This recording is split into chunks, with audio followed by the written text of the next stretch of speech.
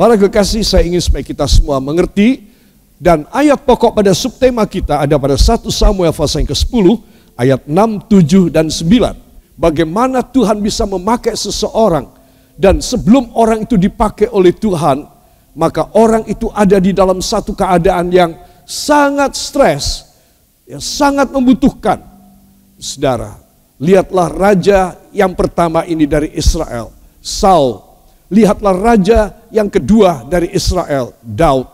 Mereka adalah gembala-gembala yang dengan harta mereka yang terbatas, mereka sangat mempertaruhkan nyawa. Dalam hal ini kita melihat tentang apa yang terjadi pada panggilan daripada Saul, yaitu dia adalah seorang gembala keledai, ya, saudara, nilainya lebih mahal dari domba dan kambing milik Daud, karena orang tuanya cukup berada. Saudara, tetapi dia mengalami satu ketakutan yang luar biasa. Ketakutan itu membimbing dia untuk ketemu dengan Nabi Samuel. Jadi kalau saudara pada sesuatu momentum dalam hidup saudara mengalami sesuatu khawatir dan ketakutan yang luar biasa, saudara harus sangat peka. Apa maksud Tuhan dengan hidupku? Jadi kalau saya dan saudara cuma ketakutan dan kita merasa, duh, aku penuh khawatir ya. Apa yang aku harus lakukan? Saudara belum ketemu goal, tujuan, target dari Tuhan. Saudara. Nah, itu sebab Saul kehilangan keledai, itu nilainya besar buat dia. Dia tidak berani pulang berhari-hari sampai orang tuanya pergi keluar mencarinya, ya, dan tidak bisa menemukan mereka, tidak bisa menemukan dia kembali. Saudara, saya memberitahu kepada saudara, kenapa kita harus peka? Sebab kalau tidak peka, saudara mesti ingat ya, kita itu masuk ke sorga, kita menjadi anak Bapa yang di sorga. Amin. Itu sebab para kekasih, kita harus membayar harga ketika kita masih hidup. Jangan sampai ketika kita masih hidup, saudara, kita tidak peka, kita tidak sensitif pada suara Allah. Semua persoalan menggiring kita. Katakan, menggiring saya untuk ketemu dengan Tuhan. Yang setuju beri tepuk tangan bagi dia. Haleluya. Jadi saya bilang, semua persoalan akan menggiring saya dan Anda untuk ketemu dengan Tuhan. Ya saudara, apalagi kalau Tuhan punya maksud yang indah dalam hidup saudara, yang saya tidak tahu, orang lain tidak tahu, bahkan saudara sendiri pun juga tidak tahu dengan persis apa sih maksud Tuhan. Kok aneh sekali, ya saudara. Para kekasih, itu sebab saya ingin supaya kita semua menyadari betapa Tuhan itu selalu ingin memilih kita semuanya dengan berbagai macam cara supaya kita itu tanggap dan sensitif. Katakan, saya harus tanggap dan sensitif. Ya, saudara yang kekasih, di sini kita melihat ya lukisan ini mungkin kurang persis ya, kurang cocok, kurang tepat, tidak apa-apa, tapi inilah kira-kira Saul ya. Cuma memang ada anehnya, dia membawa senjata toya ya, saudara ya. Toya ini dari China, bukan dari Israel. Saudara, ya, tidak apa-apa, saya ambil foto ini, saya ambil lukisan ini ya saudara. Dan saudara, nanti kita akan melihat sekali lagi bahwa orang ini adalah orang yang cakap, tinggi, gagah ya saudara. Dan memang betul-betul dia disiapkan oleh Tuhan. Saudara, banyak kali kita ini tidak mengerti. Karena kita tidak mengerti, maka kita tidak jadi alias batal. Itu sebab semua katakan, saya harus mengerti rencana Allah. Jangan sampai batal. Bila saya batal, orang lain yang akan menerima. Ya. Sebab anak-anak Tuhan, kita harus mengerti dengan jelas mengenai soal ini. Saudara, saya menuliskan di sini, Saul raja pertama Israel, full Roh Kudus. Katakan, penuh Roh Kudus. Humble, rendah hati. Bisa mengadaptasi hidupnya pada alat-alat ibadah. Cakep. Ya. Ini penting, cakep ini penting. Ya saudara, nanti kita akan melihat. Saudara yang kekasih, Marilah kita akan membuka lebih dahulu sebuah ayat dari 1 Samuel pasal yang ke-10 ayat yang ke-24. 1, 2. Dan Samuel berkata kepada seluruh bangsa itu, kamu lihatkah orang yang dipilih Tuhan itu? Sebab tidak ada seorang pun yang sama seperti dia di antara seluruh bangsa itu. Lalu bersoraklah seluruh bangsa itu demikian, hidup raja. Amin. Saudara yang kekasih, di sini Nabi Samuel, dialah yang membuka jalan, dialah yang membimbing supaya Saul, raja pertama, calon raja pertama Israel, bisa menjadi raja, sukses berhasil jadi raja. Ya, saudara, dia yang membimbing. Saudara, itu sebab ketika ditemukan, ya dia bersembunyi. Saul ini orang yang saya bilang betul humble, memang betul dia rendah hati. Ya saudara, ketika undian menjatuhkan, memilih undian nama-nama, itu terkena nama dia, Saul, dari suku Benyamin, saudara, maka dia sudah nggak ada di tempat. Saudara, di mana dia berada?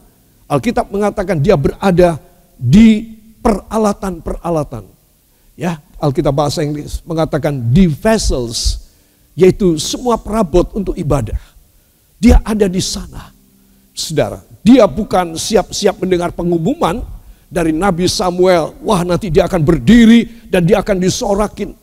Saudara, malah dia bersembunyi. Saudara, bersembunyi di mana? Di perlengkapan ibadah. Ya saudara, saudara mesti tahu. Coba, kenapa dia kok bersembunyi di sana? Dia bisa bersembunyi di hutan, dia bisa bersembunyi di dapur, dia bisa bersembunyi di mana-mana. Tetapi dia bersembunyi di antara peralatan dan perlengkapan rumah Tuhan.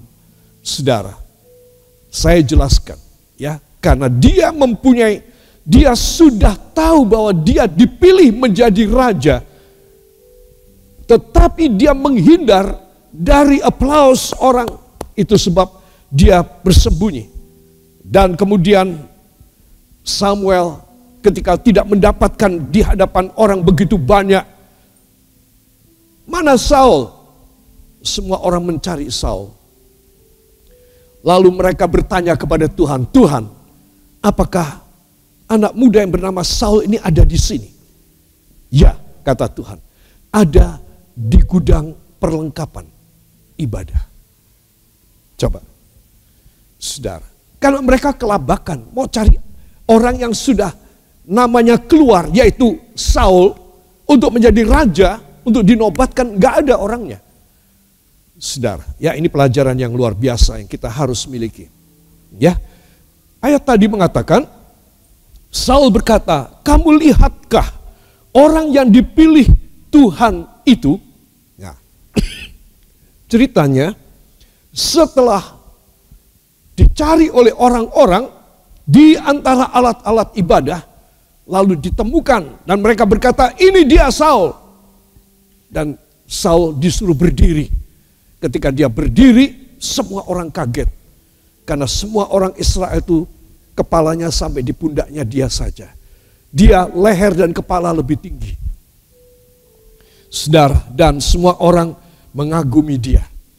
Saudara, di sini kita melihat bahwa dia penuh kerendahan hati. Rahasia pertama orang bisa dipakai Tuhan bukan karena dia pintar bicara, bukan karena dia pendidikan tinggi, bukan karena dia punya uang, bukan dia mempunyai segala sesuatu yang baik. Tidak. Rahasia pertama adalah penuh Roh Kudus. Katakan penuh Roh Kudus. Bila saya penuh Roh Kudus, Tuhan bisa memakai saya dalam berbagai bidang. Yang percaya beri tepuk tangan bagi dia. Ya saudara, dan yang kedua adalah rendah hati. Ya saudara, kenapa dia penuh Roh Kudus? Itu yang membimbing, yang nyuruh adalah Nabi Samuel. Saul Kamu lupakan deh kehilangan keledaimu. Kamu lupakan, sekarang kamu berjalan di jalan yang lurus ini, nanti di ujung sana kamu akan menemukan serombongan nabi yang sedang bernubuat dan sedang kepenuhan Roh Kudus. Kamu bergabunglah dengan mereka, supaya kamu juga kepenuhan dan kamu bisa bernubuat. Lupakan tentang kehilangan keledaimu. Tuhan sudah mengatur dan Tuhan sudah membereskan. Kamu jangan memikir keledaimu. Loh, kenapa? Dia disuruh berjalan terus supaya dia masuk di dalam pengurapan Roh Kudus. Saudara, karena dia sedang disiapkan untuk dia menjadi Raja Israel yang pertama. Saudara, meskipun demikian, nanti kita akan melihat ketika omnya menemukan dia itu dikawal oleh seorang bujangnya. Ya, dia punya pelayan, dia punya bujang laki-laki yang selalu menjaga dia dan mengawal dia. Ya, maklum orang agak kaya. Jadi dia tidak sendirian. Dan omnya berkata, kamu dan bujangmu itu kemana saja sekian hari? Kami mencari kalian berdua dan kami semua kehabisan tenaga. Kalian tidak bisa ditemukan. Kami ketemu dengan Nabi Samuel, kata Saul. Tolong ceritakan kepadaku, apa kata Nabi ketika ketemu dengan kamu? Saudara, apa jawab daripada anak muda ini, calon raja pertama Israel? Saudara, dia menceritakan bahwa aku disuruh bergabung dengan para nabi yang sedang bernubuat dan aku juga kepenuhan Roh Kudus, Om. Ada lagi yang lain? Tidak ada. Saudara, padahal dia ketemu dengan nabi-nabi itu, kemudian Nabi Samuel mengatakan kamu dipilih oleh Tuhan untuk menjadi Raja Israel yang pertama. Tentang hal perkataan Nabi Samuel, dia dipilih menjadi Raja Israel yang pertama, dia nggak mau cerita sama omnya. Saudara, hebat ya anak muda loh. Betapa harusnya dia bangga, dia sombong, dia banyak cerita. Karena pertemuan dengan Nabi Samuel, pertemuan dengan nabi-nabi yang lain dan dia kepenuhan Roh Kudus, itu menjadikan dia akan dilantik menjadi raja pertama Israel. Tapi dia nggak mau membocorkan hal ini. Saudara, dia tidak mau bicara soal ini. Coba kalau menurut saudara bagaimana? Apa kesan daripada kisah Saul ini? Kesannya apa? Tolong bicara. Apa? Rendah hati. Coba. Jangankan bakal menjadi raja, saudara. Baru dapat apalah undian apa, ataupun naik kelas, atau baru mendapat gelar akademis karena lulus dan diwisuda. Coba, bicaranya akan besar sekali. Saul tidak mau dijadikan raja loh. Tapi dia bungkam 1000 bahasa. Apakah cuma itu saja kata Samuel? Katanya omnya, iya. Aku cuma ketemu dengan nabi-nabi dan Nabi mengatakan bahwa, Nabi Samuel mengatakan bahwa keledaiku sudah ditemukan. Coba. Saudara, belajar tentang pilihan Allah itu adalah sangat penting sekali. Gimana ibu-ibu rumah tangga, kakek dan nenek inggih menika ingkang sampun sepuh, anak-anakku yang muda dan remaja, pasangan suami istri yang masih setengah umur, bagaimana kalian bisa dipakai oleh Tuhan? Bagaimana kalian bisa dipilih dan diistimewakan oleh Tuhan? Tidak ada cara yang lain kecuali mulutmu jangan bocor, itu saja.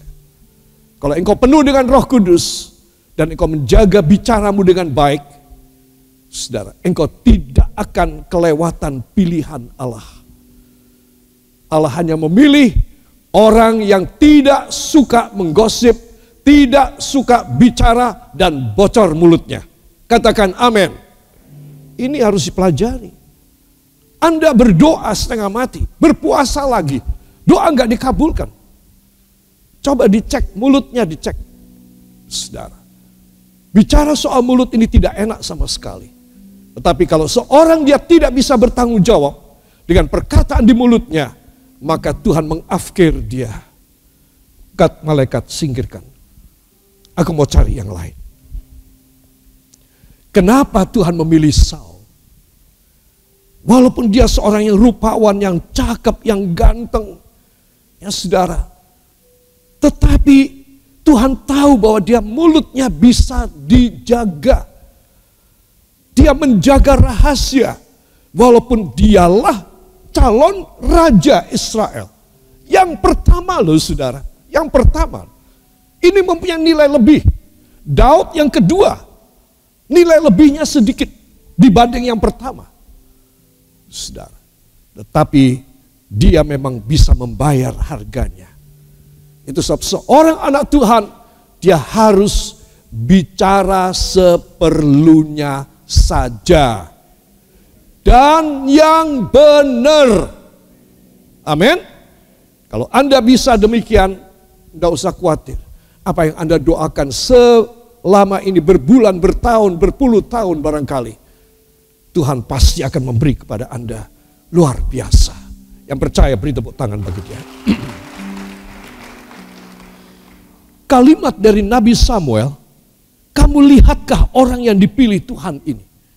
Sebab tidak ada seorang pun yang sama seperti dia di antara seluruh bangsa itu. Ini menyangkut mengenai soal kredibilitas, integritas daripada Saul. Nabi Samuel tahu banget Saul tidak bocor mulutnya dan membocorkan bahwa dialah yang akan menjadi raja pertama Israel. Nabi sangat yakin. Saudara, itu sebab menjadi anak Tuhan yang berhasil itu memang tidak gampang. Tetapi menjadi seorang yang bisa menjaga mulutnya, integritasnya pribadi. Ada orang, tidak ada orang, dia tetap seperti itu. Maka itulah orang yang akan dipilih oleh Tuhan dan yang akan dipermuliakan oleh Tuhan. Amin. Itu sebab anak-anak Tuhan saya ingin supaya kita semua memperhatikan baik-baik. Oke. Saudara, dia full Roh Kudus. Tidak usah dibaca. 1 Samuel pasal yang ke-10 ayat 6, 7 dan 10. Dia humble. 1 Samuel 10 ayat yang ke-13, 14, 15, 16. Nanti saudara baca di rumah ya. Dia adaptasi dengan alat-alat ibadah. Dia tidak bersembunyi di tempat-tempat yang lain. Tetapi dia bersembunyi di perlengkapan rumah Tuhan. Ya saudara, zaman dulu perlengkapan rumah Tuhan itu sangat banyak. Dan semua dari emas. Paling murah dari perak. Ya saudara, semua perlengkapan kudus itu dari emas. Dan dia ada di sana. Kok bisa dia masuk ke tempat penyimpanan perlengkapan ibadah? Karena orang Lewi yang menjaga sudah kenal siapa dia. Dia memang sukanya ada di sana. Bahkan sebelum dia dipilih menjadi calon raja sekalipun. Nah, terungkap sekarang. Siapakah Saul? Bukan orang sembarangan. Bukan orang duniawi. Orang yang rohani. Yang mendedikasikan dan mempersembahkan hidupnya untuk melayani Tuhan. Apalagi setelah dia dengar dari Nabi Samuel yang diutus oleh Tuhan untuk mencari raja dan menetapkan raja pertama Israel. Dia telah mendengar bahwa dialah orangnya yang akan menjadi raja. Saudara, dia menjaga dengan ketat. Saudara, dia kepingin sekali kembali ke tempat penyimpanan perabot-perabot rumah Tuhan. Kenapa? Bukan cuma mau bersembunyi, tapi dia ingin berada di sana karena dia tahu kalau aku benar menjadi raja, aku tidak boleh jauh dari pelayanan pekerjaan Tuhan. Aku harus melayani Tuhan. Aku harus mengenal semua perlengkapan rumah Tuhan. Aku harus tahu bagaimana menggunakannya. Walaupun aku bukan keturunan orang Lewi, tetapi kalau aku menjadi raja, maka aku akan selalu lekat dengan semua perlengkapan rumah Allah. Saudara, hebat anak muda ini. Dia tidak membayangkan dan dia tidak mengadakan suatu pesta di hari pertama atau minggu pertama daripada penobatannya menjadi raja. Tidak. Dia sangat menghubungkan pribadinya dengan rumah Allah. Hanya mereka yang mempunyai suatu korelasi dan relationship yang indah dengan rumah Allah, dengan semua peraturan rumah Allah, hanya merekalah yang akan ditetapkan oleh Tuhan untuk menerima kemuliaan sebagai raja. Amin. Ibu rumah tangga bisa, kakek dan nenek yang sudah tua, yang sudah sepuh, anak-anakku yang masih muda dan tidak ada pengalaman. Tolong dicontoh pribadi dari Saul ini. Dia cuma ingin, kalau betul aku jadi raja, aku sudah sangat paham tentang semua perabotan dan semua tata cara ibadah di dalam rumah Tuhan. Saudara, enggak keliru ya. Tuhan memilih orang itu enggak keliru. Enggak kayak saya dan Anda milih orang. Sembrono, sembarangan. Ya, I like or I dislike you. If I like, I will choose you. And I will ordain you. If I don't like, I will never choose you. Please go ahead. Itu pikiran orang duniawi. Tapi pikiran orang sorgawi dan rohani seperti Nabi Samuel. Ya saudara, sudah pasti dia sebagai nabi, dia tahu persis di mana anak muda ini bersembunyi. Ya, saudara, itu sebab dia berkata, dia ada di area kita ini. Cuma dia tidak ada di sini. Lalu di mana Nabi cari? Di tempat gudang perlengkapan ibadah. Di situ Saul ditemukan. Saya ingin kita semua faham, setia, dan rendah hati di dalam melayani pekerjaan Tuhan. Kalau saudara mempunyai kriteria-kriteria yang luhur, yang rohani dan sorgawi macam kayak begitu, saudara, engkau selalu akan dipakai oleh Tuhan. Dan Tuhan selalu akan ingat namamu. Bahwa namamu harus keluar sebagai seorang yang akan menjadi alat kebenaran bagi banyak orang. Itu sebab ibu dan bapak jangan kecil hati. Saya tidak ada pendidikan teologi. Saya tidak mengarah kepada menjadi seorang hamba Tuhan. Saya cuma anak Tuhan biasa. Beban saya berat.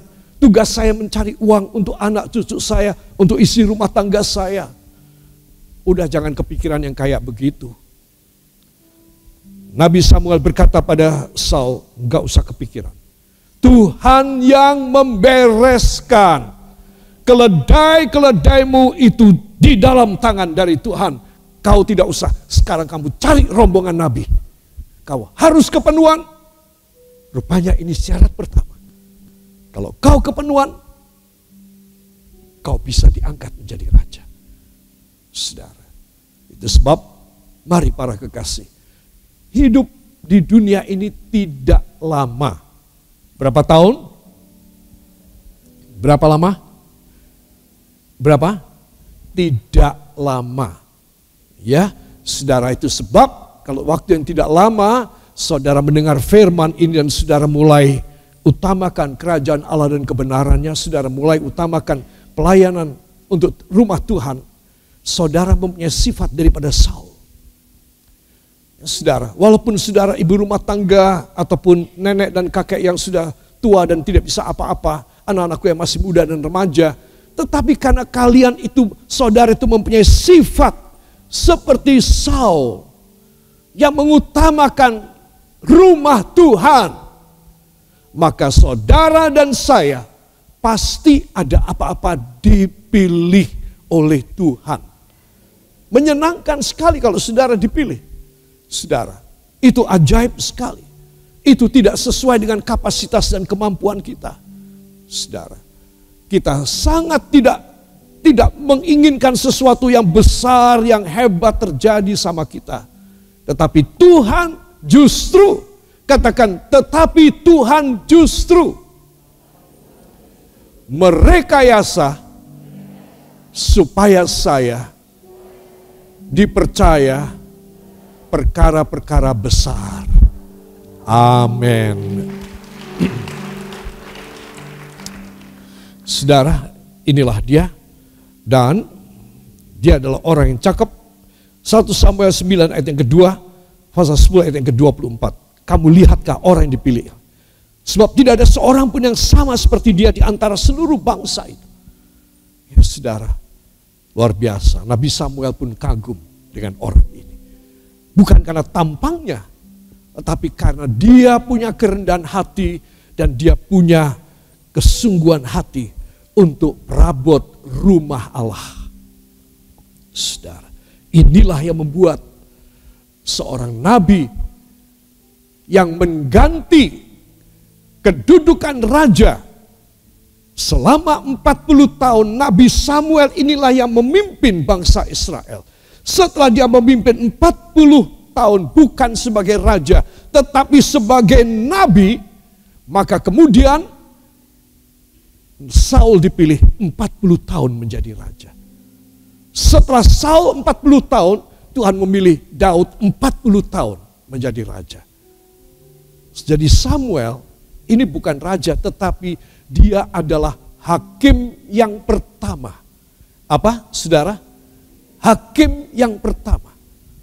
Dan semua kasus, semua masalah, semua ketakutan, kekhawatiran, keinginan, kerinduan dari seluruh bangsa, 2 juta lebih orang ini, semua akan dipenuhi oleh Samuel. Seolah-olah dia raja, tapi dia bukan raja. Saudara, di sini kita melihat bahwa hanya mereka yang sungguh-sungguh kepada Tuhan saja, mereka itulah yang akan menerima anugerah yang luar biasa. Beri tepuk tangan yang baik bagi dia. Saudara, Alkitab mengatakan bahwa pada akhir zaman akan muncul nabi-nabi palsu dan Kristus-Kristus palsu. Katakan nabi-nabi palsu dan Kristus-Kristus palsu. Saya harus sangat mengetahui akan kepalsuan tersebut.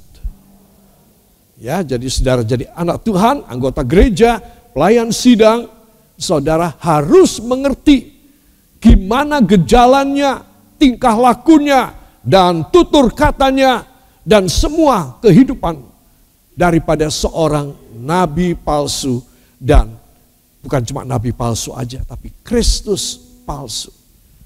Saudara, akan ada beberapa Kristus palsu dengan menggunakan wajah Kristus yang biasa dilihat di kalender.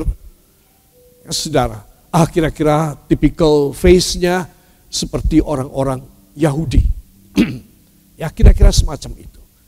Saudara, lalu mereka menirunya dan mereka mengeluarkan suara, kata-kata seperti ayat-ayat Alkitab. Nah, dari mana? Dan orang kok percaya? Banyak orang kan percaya kepada nabi palsu, kepada Kristus palsu. Sekaligus Bible study ini harus memberitahu kepada kita supaya kita berhati-hati. Firman itu hanya ada pada Alkitab saudara, hanya ada pada suara Roh Kudus di dalam hidup saudara. Jangan mencari lebihnya, karena engkau akan mendapatkan tawaran dari Kristus palsu, nabi palsu, ajaran-ajaran yang sesat. Katakan ajaran-ajaran sesat. Ajaran-ajaran sesat. Saya harus membasmi dalam nama Yesus. Amin.